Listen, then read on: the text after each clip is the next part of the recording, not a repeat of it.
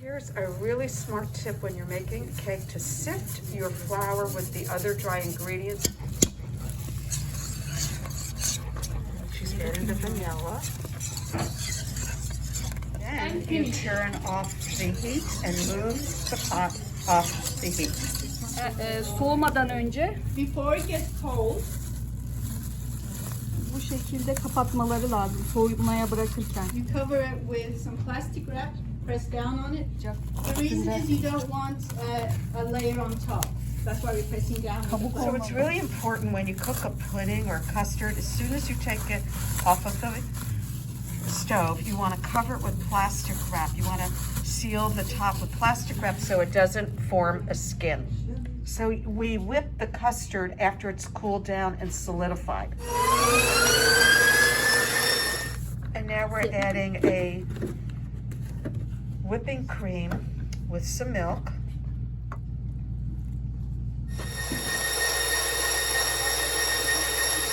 See the difference in the texture. It's creamier, it's lighter, and it's fluffier. Now we are adding our cake batter to our sheet pan, and we're making a thin cake roll. Spread it out, get it even. Don't leave it for too long. And it's really important to slam and bang your baking trays to get rid of any of the air pockets and bubbles. It was come out of the oven. It doesn't bake for very long, and you can see how thin it is. And it's a very light batter. Yeah. Color, but at the bottom also. It's very hot, so she's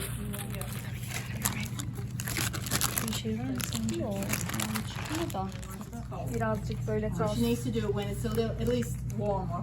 Değil mi? Sıcak olmasa da ılık. Yeah, it needs to be at least warm. Yeah.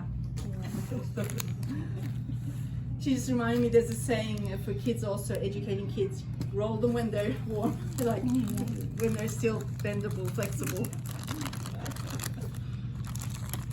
çabuk olmak gerekiyor çünkü hani soğuyunca çıkması falan da zor olur.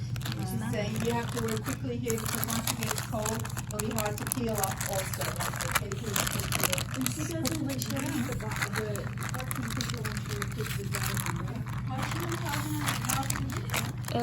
Bunu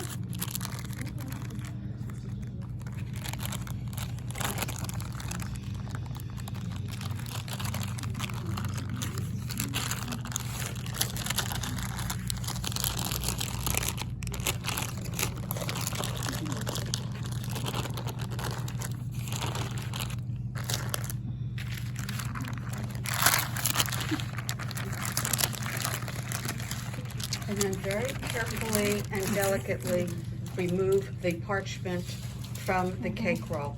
You need to do this while it's still warm, or it's going to be too hard to do when it's cooled down. And then she flipped it over so that the top side is now upside down. And now we are going to put the custard filling. bu yeter.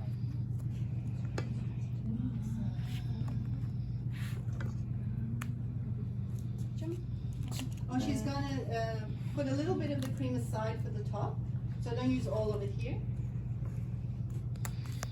Spread it evenly on the surface of the cake roll. Koyuyorum ben buna. Farklı Now, of meyveleri course, you can karıştırıp slice the strawberries as muz well. da koyabilirler. Burada yavaş yavaş, hızlı değil. Go slowly here.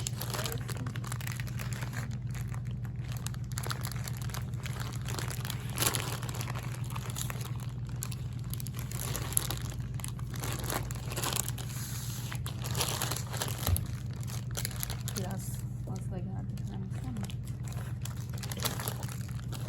Alabiliriz. You can scrape off the extra cream.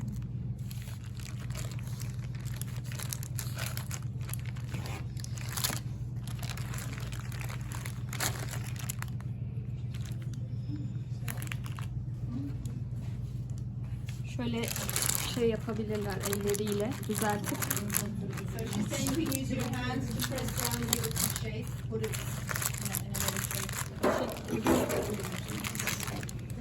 Böyle çapraz. And now this will go into the refrigerator to chill and for the custard to solidify.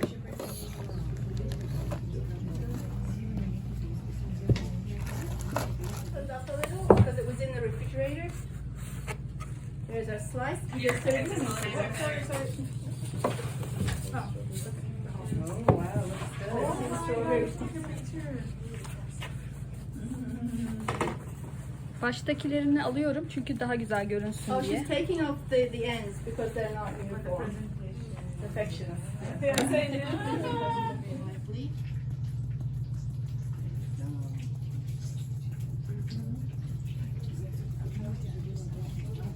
So one for each slice. Bu her dilime mi tekabül ediyor? Oluyor. Annem güzel gözükmüyor. Cute. Super cute.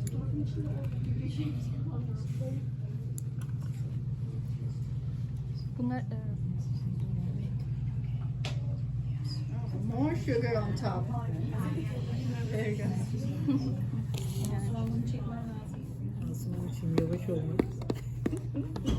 İmkansız yani. Evet.